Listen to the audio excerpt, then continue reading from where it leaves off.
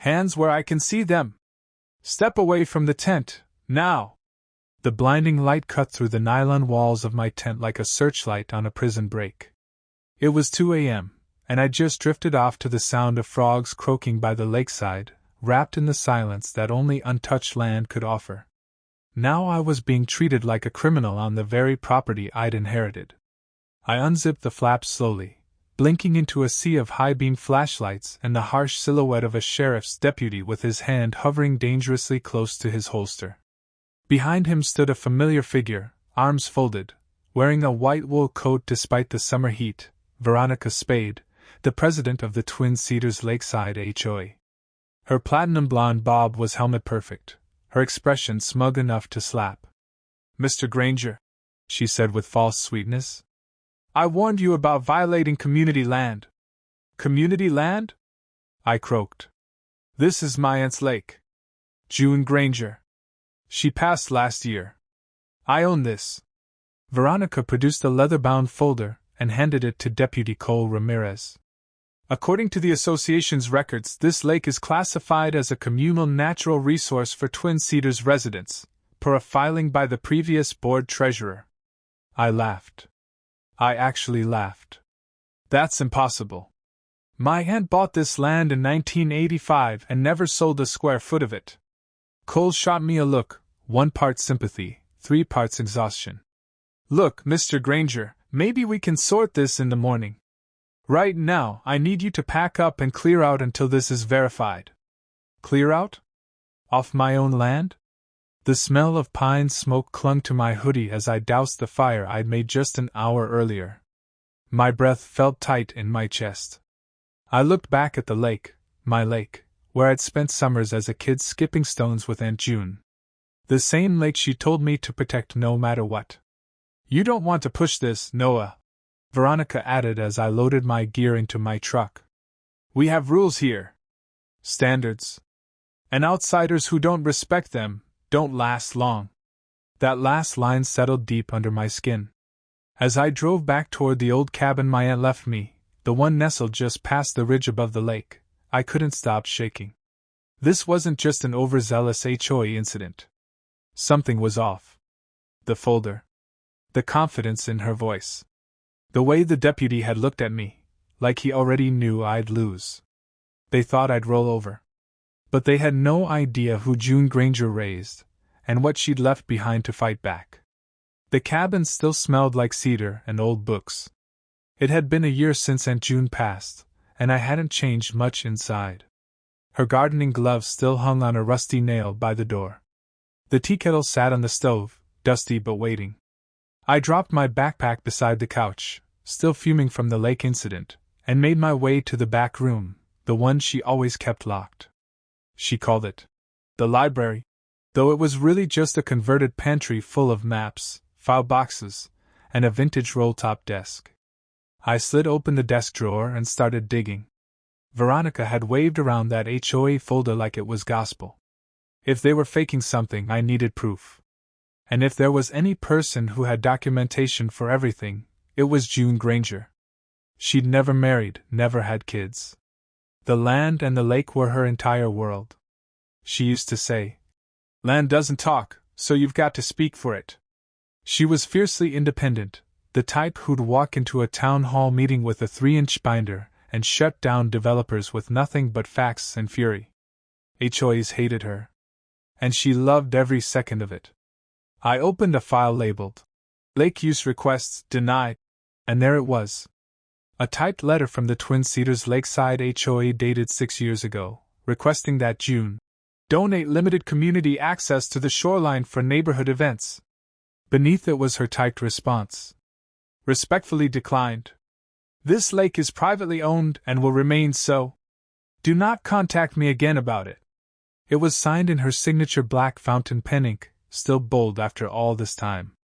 Below that was a folded county survey map from 1993, stamped and notarized, clearly outlining the 20-acre property boundary. The lake sat entirely within her parcel. Every inch. But what really caught my eye was a note in the margin, written in her unmistakable sharp cursive. "Keep this for when the snakes come sniffing again." My pulse quickened. The snakes were here now.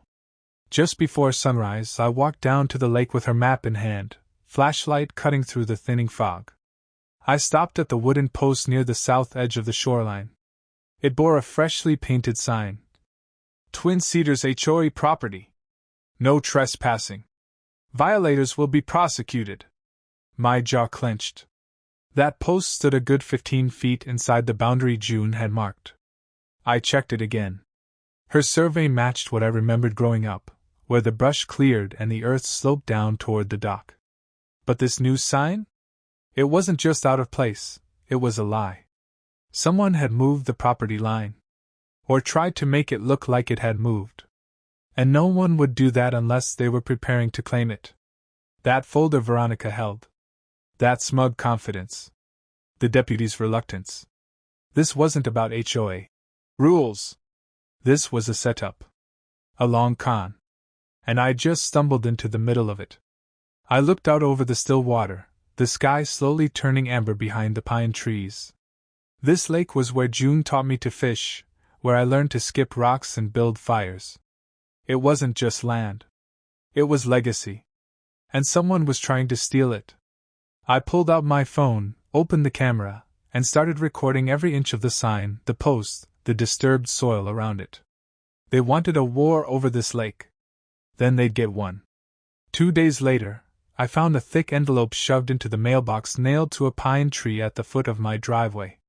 The return address: Law Offices of Cardwell and Trent. Inside was a letter printed on crisp ivory paper, far too formal for the absurdity it contained. Asterisk. Dear Mr. Granger, this correspondence serves as formal notice that the Twin Cedars Lakeside Homeowners Association is pursuing retroactive usage fees for your unlawful and unauthorized occupation of HOA-governed recreational property, specifically, the lake known as Cedar Hollow Lake. Total fees due, $43,860. Failure to remit payment within 14 business days may result in civil action. Asterisk. I stared at the total again. $43,860 for using my own lake. My fingers trembled, not from fear, but fury. It didn't stop there. That week, my work phone rang repeatedly with blocked numbers.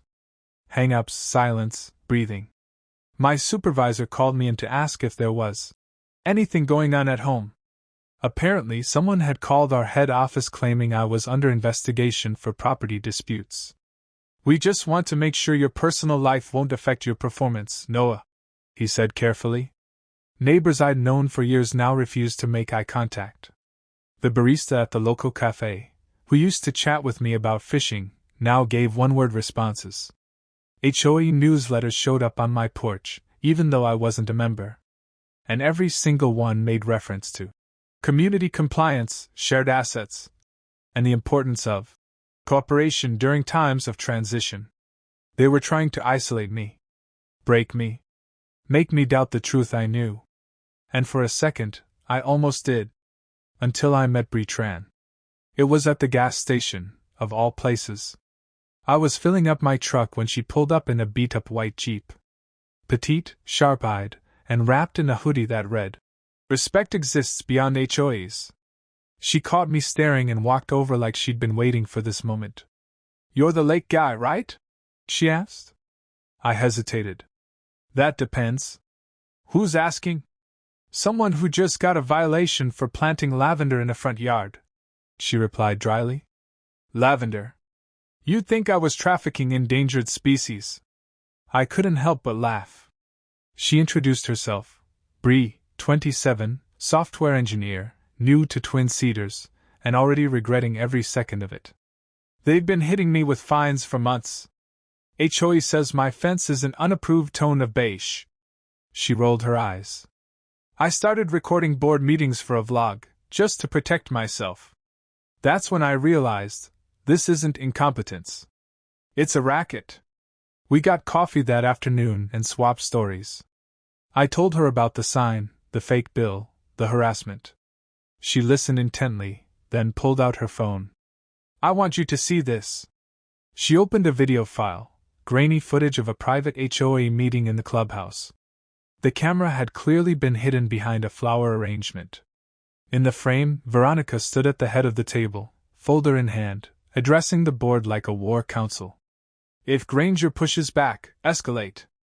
Use legal channels, rumors, compliance checks, whatever it takes. Once we've secured usage through precedent, the lake is ours. A board member asked, "What about the ownership papers?" Veronica. Outdated. Emotional. We bury him in red tape until he begs to sell. Laughter followed. Cold. Confident. My jaw clenched as the video ended. She's been planning this, Bree said. And your lake isn't the only target. I've seen the same tactics with at least 4 other families. I sat in silence, staring into my coffee. They weren't just trying to take my land. They were trying to rewrite reality. She underestimates you, Bree added. All bullies do. I looked up at her, something sharp and solid clicking into place behind my ribs. Maybe I hadn't inherited June's stubbornness by blood, but I sure as hell had learned it.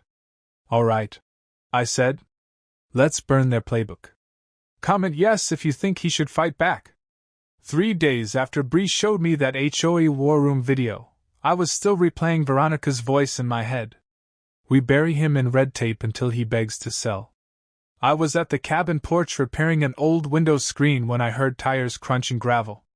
A pickup truck rolled to a stop beside the mailbox.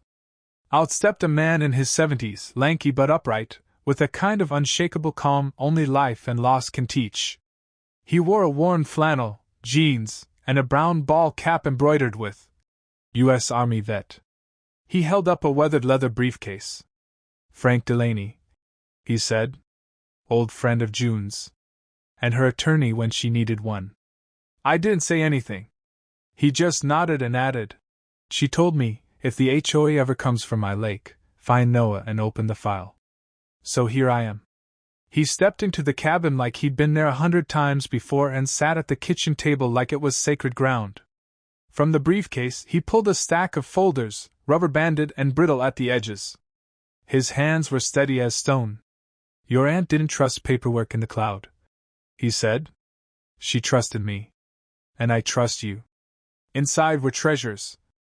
A county-certified survey from 1985 marking the entire 20-acre tract, lake fully enclosed. A second survey from 1993, updated but identical. Court correspondence from a case in 1998, where June had successfully defended her southern property line from a prior HOA attempt. And most striking of all, a hand-drawn boundary sketch, with June's handwriting in the margins. If they move the stakes, measure from the rock split at the east ridge. That's the real border. Veronica's bluffing, Frank said. But bluffs can become precedent if you don't push back. You ready to push? I'm beyond ready. The next day, I hired Mark Holland, a professional land surveyor recommended by Frank.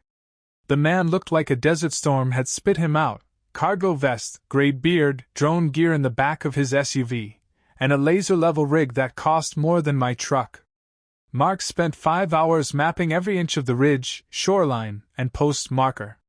Bree joined us around noon, snapping photos and taking notes like she was building a dossier for Congress.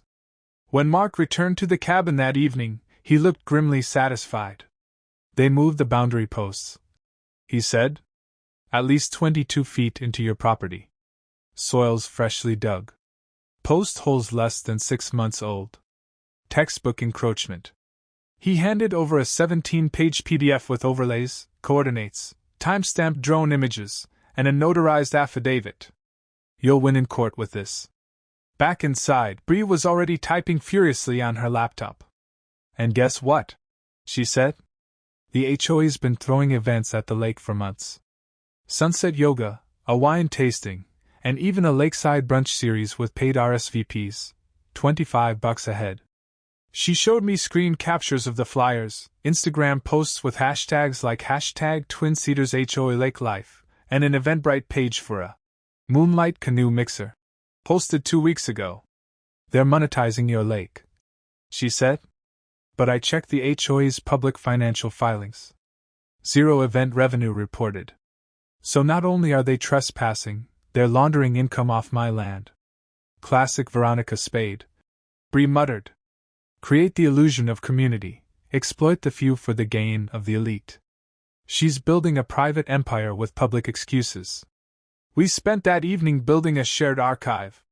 Mark's survey report. The surveys and court docs from Frank. The HOA event records. A list of all violations Bree had tracked from other residents. And most importantly, a timeline of the HOA's escalating actions against me. I installed 3 motion sensor trail cameras. One near the dock. One behind the brush line where the news sign had been hammered in. One near the dirt path that HOA event staff seemed to favor. Every angle was covered. By midnight, we had enough evidence to bury Veronica's entire board 6 feet deep in affidavits and fraud allegations. But it wasn't about revenge. It was about stopping them before they steamrolled someone else's legacy. You really think we can take her down? I asked Bree as we reviewed documents on the porch. I don't think, she said, closing her laptop. I know. You've got paper, witnesses, law on your side, and now eyes on the ground. That's more than most people ever get. Frank nodded in agreement. Veronica's bold, but she's sloppy. June always said, pride makes the best traps. Out over the water, moonlight danced on the surface like silver knives. And I smiled for the first time in weeks. Let them come. The first sign something was off came on a Thursday morning, when I woke up to the low thump of bass echoing across the lake. By noon, there were white tents set up along the shoreline. Chandeliers hung from crossbeams, and caterers in tuxedo shirts carried trays of champagne flutes past a giant banner that read, Twin Cedars Lakeside Preservation Gala, hosted by President Veronica Spade. Gala. On my lake. Bree was already in place near the ridge, phone in hand, documenting everything. She didn't even bother asking permission. She said, bold move, considering what's coming. But it wasn't just the gala. It was the setup. That evening, just before the sun dipped behind the pines, a group of HOA volunteers gathered near the boat launch. I saw one of them roll 2 large drums, sealed metal barrels, down a dirt path behind the main tent. They didn't match the event gear. No logos, no decor. Just plain industrial gray. At 6 a.m. the next morning, I was jolted awake by the sound of shouting. A crowd had formed by the waterline. TV vans. Reporters with mics. Veronica stood on a small platform, dramatically waving a water sample in a sealed bag. This lake, our treasured natural space, has been poisoned, she declared, voice trembling with emotion. Oil slicks, chemical runoff, it's a tragedy. We believe someone, likely a disgruntled non-member, did this out of spite. A reporter turned to me, already holding a photo from the last community meeting where I demanded the HOA stay off my land. Mr. Granger, any comment on your involvement? I stared at her. My involvement? This is my lake. But the narrative had already taken off. By noon, 3 local news stations were running stories with headlines like, Private owner accused of polluting HOA lake in retaliation dispute. Preservation President Spade pleads for help after shocking contamination. The water was slick with a rainbow film, thick and unnatural. Bree and I stood at the dock, staring at the oily sheen drifting along the reeds. This isn't just sabotage, Bree said. It's propaganda. Then she lifted her camera and zoomed in toward the floating barrels still half submerged at the far end of the lake.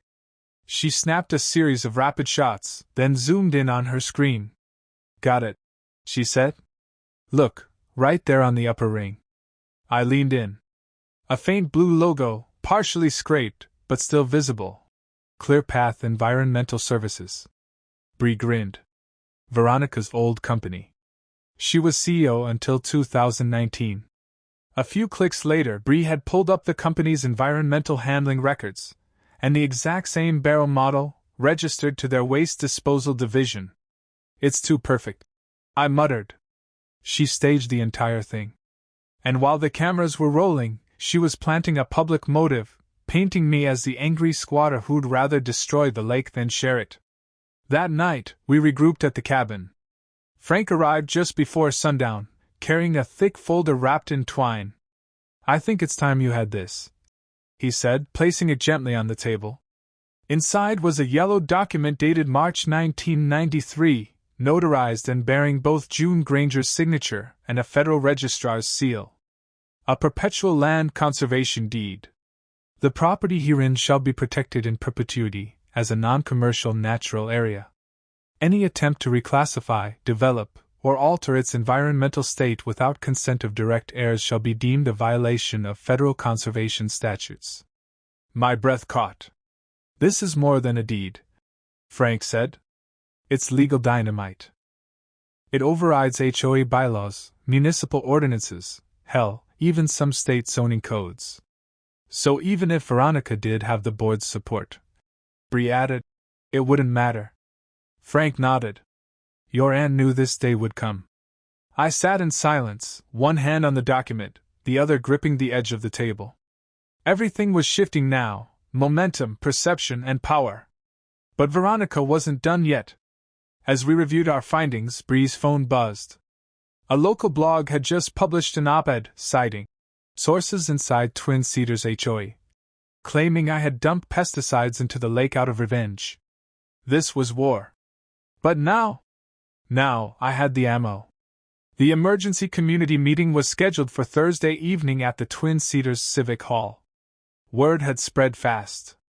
The room was packed: residents, reporters, off-duty deputies, even a few curious lawyers from out of town. Bree whispered that someone was live-streaming the event on 3 different HOA watchdog forums. Veronica sat at the center of the elevated board table, flanked by the remaining HOA members like a queen on her last, shaky throne. She wore a white pantsuit, hair coiffed into hurricane-proof perfection, folders stacked in front of her like it held the 10 Commandments. Deputy Cole Ramirez stood near the exit, arms folded across his chest, eyes locked on me as I took my seat at the front row with Frank and Bree. The meeting was called to order. Veronica began with theatrics. "We are here to address serious threats to our community's health, safety, and harmony," she announced, voice solemn. "Mr. Noah Granger, a non-member resident, has exhibited aggressive, reckless behavior. He has violated environmental codes and endangered this lake." Gasps rippled through the room as she held up a photo of the oil-streaked water, then produced a witness affidavit from an anonymous resident. "We believe he poured illegal substances into the lake out of retaliation." She even pulled out a lake usage log, showing events predating my arrival, conveniently dated but typed in fonts that weren't used by the HOA system until 2 years later. "Sloppy. Mr. Granger has no legal standing," she declared. "This is and has always been community land." I stood slowly. Bree handed me a small remote. The projector clicked. Slide 1, Mark Holland's survey overlay, with highlighted red lines showing the original property boundary versus the current falsified one. "Here is the proof your board authorized the moving of survey markers by over 22 feet onto land that has belonged to the Granger family since 1985. Slide 2, the 1993 Perpetual Land Conservation Deed, notarized, sealed, and legally binding. This document prevents any commercial or communal reclassification without heir consent. Legally, this lake is untouchable." Slide 3, a still frame from Bree's zoomed-in barrel photo, the ClearPath Environmental Services logo in full view. Murmurs began as residents recognized the company name. Slide 4, video recording from Bree's hidden camera, showing Veronica behind the tents, speaking with 2 men in work gloves. "Put the drums near the dock. It needs to look bad, but not fatal." One of the men: "This stuff's strong. What if someone gets hurt?" Veronica: "Then they'll sue him, not us." The crowd shifted uncomfortably. Some gasped. Others whispered names under their breath. Veronica's smile cracked. But the final blow came next. Bree tapped the laptop again. An audio recording filled the hall, Veronica's voice, unmistakable, cold, and sharp. "If Cole doesn't keep Noah in check, I'll remind the department about that little DUI cover-up. His custody hearing's next month. He'll fold." All heads turned to Deputy Ramirez. He looked like he'd been shot. Slowly, he stepped forward, took off his campaign hat, cleared his throat. I was threatened, he said quietly. Veronica told me to play along or I'd lose my kids. I went along. I shouldn't have. I'm sorry. The room erupted. Someone shouted, "You blackmailed the cop?" Another, "She faked the contamination?" Frank stepped forward, placing a new folder on the table. "These are legal filings for a civil suit against the HOA, Veronica Spade, and all complicit board members. We are filing for damages, environmental tampering, harassment, and boundary fraud. We're also submitting everything to the state attorney general." Veronica looked around, searching for allies. None stood. Even her most loyal lapdog, board member Carl Jennings, slid his chair back and whispered, "I didn't know it went this far." A woman near the back of the room raised her hand. "I want a motion to dissolve the HOA effective immediately." Another voice, "Seconded." Hands shot up. Cheers broke out. Veronica slammed her folder shut. "This is a circus. None of this is legal." Bree stood beside me, arms crossed. "No, Veronica. You're not legal." Deputy Ramirez turned to face her. "For falsifying environmental evidence, harassment, and obstruction of justice. Ms. Spade, I'm placing you under arrest pending further investigation." The room went silent. Then erupted. People clapped. Someone hugged me. A few residents cried, some out of relief, others out of rage they'd held in too long. Veronica didn't scream. She didn't cry. She just turned, face pale, and muttered, "You don't know what you've started." I met her glare without blinking. "No. You don't know what June finished." As the handcuffs clicked, and the crowd surged forward with questions, one thing became crystal clear. The lake wasn't just water. It was truth. And tonight, truth finally won. Tap like if you believe legacy is worth protecting. 2 weeks after the meeting, the Twin Cedars Lakeside HOA was officially dissolved by court order. Its assets were frozen pending investigation. Veronica Spade was denied bail and faced multiple felony charges: environmental tampering, fraud, falsifying legal documents, and obstruction of justice. Her mugshot ended up on the evening news, and for once, she wasn't in control of the headline.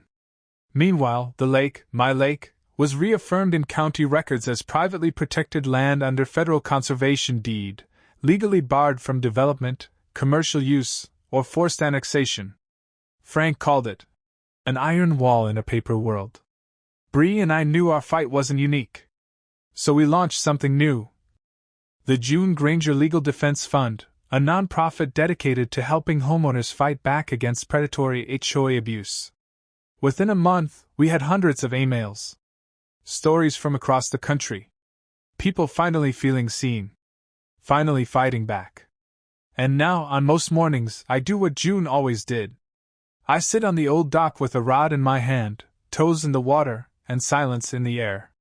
Bree installed a solar-powered camera nearby, a live stream for those who followed our journey. Sometimes it gets hundreds of viewers just watching the still water ripple. That lake saw lies, fear, corruption, and it outlasted them all. Today it reflects only peace and legacy. As I cast my line and watch the bobber drift, I smile, knowing June would be proud. We didn't just win. We made sure no one else loses the way she almost did. If you made it this far, hit subscribe so you don't miss the next HOA disaster. In the end, this wasn't just about a lake. It was about something far deeper, something many of us hold close but rarely name: the right to protect what we've built, what we've inherited, and what we believe in. Noah's story reminds us that silence in the face of abuse, whether from a person or a system, only allows it to grow stronger. But one voice, backed by truth and conviction, can ripple through an entire community and turn the tide. It also reminds us to document everything, know our rights, and question authority when something doesn't feel right. HOA boards were meant to serve communities, not control them. When they forget that, it's up to people like Noah, and people like us, to remind them. Finally, this story honors legacy. June's foresight, her quiet resistance, became the foundation for victory. Sometimes the best defense is the wisdom of those who came before us, and the courage to carry it forward. So if you're ever told to sit down, stay quiet, or give up what's yours, remember this story. Because standing up may not just save your land, it might just save your community too.